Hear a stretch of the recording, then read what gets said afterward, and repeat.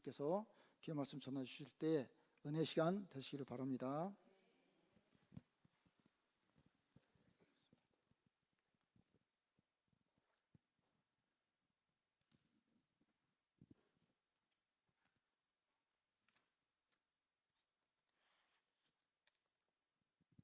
할렐루야. 오늘 함께 보실 말씀은 디모데전서 5장 1절에서 8절입니다. 오늘 본문에서는 바울이 디모데에게 교회의 지도자로서 사람들을 어떻게 대해야 할지 가르칩니다. 1절에서 바울은 디모데가 늙은이를 꾸짖지 말고 아버지처럼 존경하며 젊은이를 형제처럼 동등하게 대우하라고 공고합니다.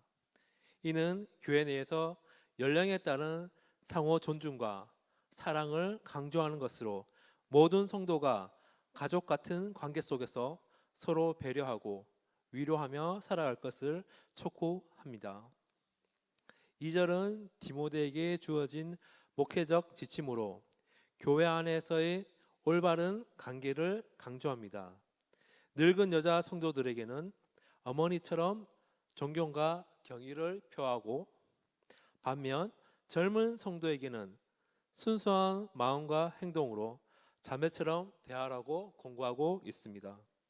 이는 목회자가 성도들을 가정의 구성원처럼 생각하고 서로 간의 존중과 사랑을 실천하는 것이 중요함을 나타냅니다. 바울은 3절에서 창 과부인 과부를 존대하라고 합니다. 존대하라는 표현은 마음으로 존경하는 것뿐만 아니라 재정적인 지원과 물질적인 대접을 말합니다. 그 당시 대다수를 차지했던 하층민 과부들의 삶은 생존을 위협받는 비참한 상황이었습니다.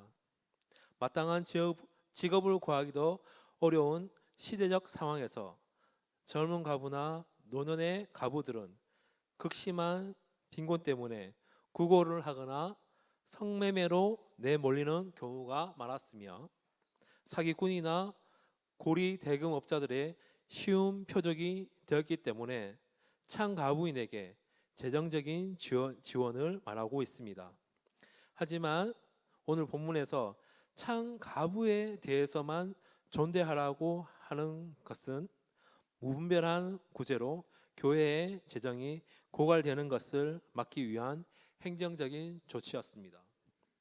4절에서는 자녀나 손자들이 있는 과부는 가능한 한 가족들에게 지원을 받도록 하여 교회 자원이 필요한 곳에 집중될 수 있게 합니다. 또한 가족 간의 책임과 효도를 강조합니다. 바울은 과부에게 자녀나 손자들이 있다면 그들이 먼저 자신의 집에서 부모에게 효를 다하고 보답해야 한다고 가르치고 있습니다. 이것은 10계명 중에 5번째 계명인 내 부모를 공경하라고 하나님께서 명령하시는 일이기 때문입니다. 기독교 신앙은 효를 행함으로 부모님뿐만 아니라 가족 구성원 간의 책임과 사랑을 실천함으로써 하나님의 뜻을 이루어야 함을 보여줍니다.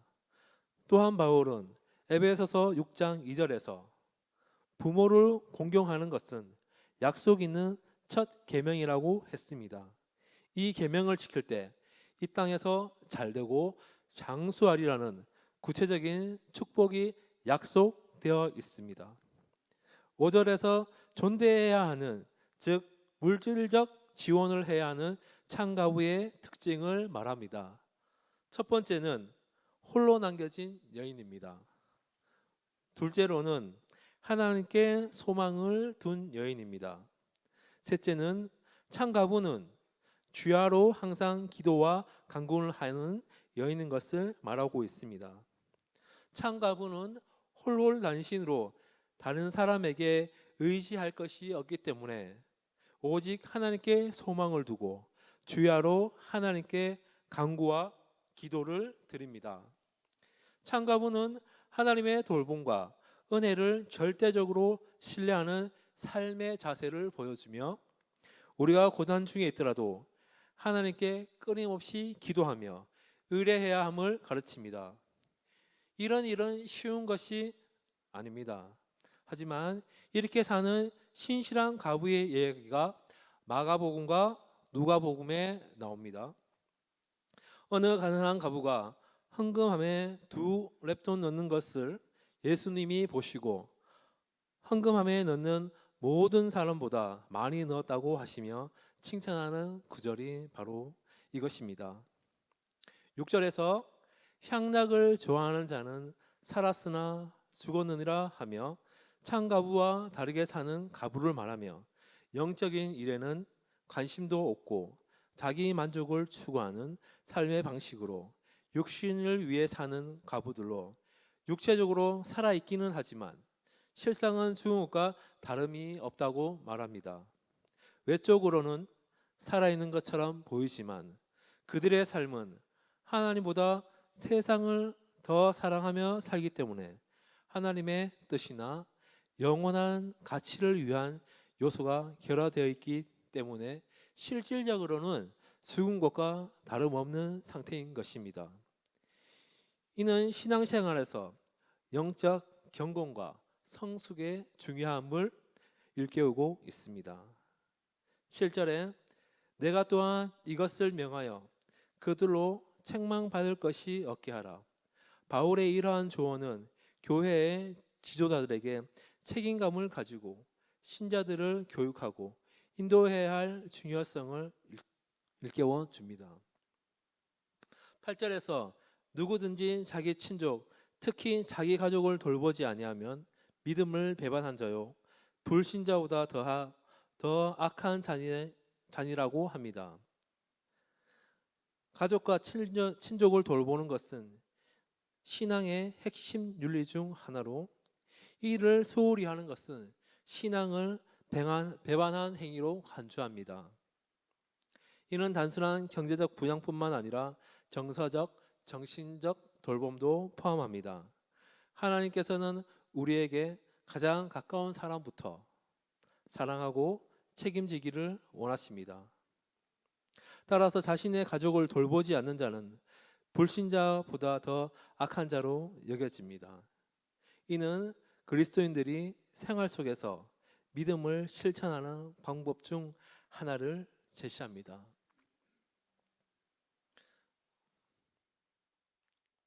이러므로 오늘 말씀을 이제 마무리하려고 합니다. 오늘 말씀에서 꼭 마음에 새겨야 할 구절이 2개가 있습니다. 첫 번째는 5절입니다. 창갑으로서 외로운 자는 하나님께 소망을 두어 주야로 항상 간구와 기도를 하거니와 라고 합니다. 근데 오늘 말씀을 잘 보면서 창가부를 이렇게 한번 생각해 보면 이것이 정말 참 크리스찬이 아닐까 이런 생각을 한번 해보게 됩니다. 참 크리스찬이란 오직 주님 한 분만을 의지하며 이 세상에 소망을 두지 않고 하나님 나라를 소망하며 밤낮으로 기도하며 주님과 동행하는 자일 것입니다. 그리고 2번째는 4절입니다. 다 같이 합독하겠습니다. 만일 어떤 가부에게 자녀나 손자들이 있거든 그들로 먼저 자기 집에서 효를 행하며 부모에게 보답하기를 배우게 하라. 이것이 하나님 앞에 받으실 만한 것이라. 이처럼 우리는 부모에게 보답하기를 배우게 해야 합니다. 교회나 사회에서 아무리 훌륭한 신앙이로 보일지라도 가장 가까운 부모에게 효를 행하지 않는다면 이것은 참된 신앙이 아닌 것입니다. 자녀가 부모를 경공하는 것은 은혜를 베푸는 것이 아니라 어린 시절 부모님에게 받은 조건 없는 사랑과 보살핌에 대해 당연히 보답해야 하는 것입니다. 하나님께서 부모를 공경하라고 명령하신 것은 우리에게 복을 주시기 위해서입니다. 효도는 하나님께서 기쁘게 받으실 만한 것이며 이 땅에서 하나님의 복과 생명을 누리는 비결인 것입니다. 기도하겠습니다. 사랑과 은혜가 풍성하신 하나님 감사합니다.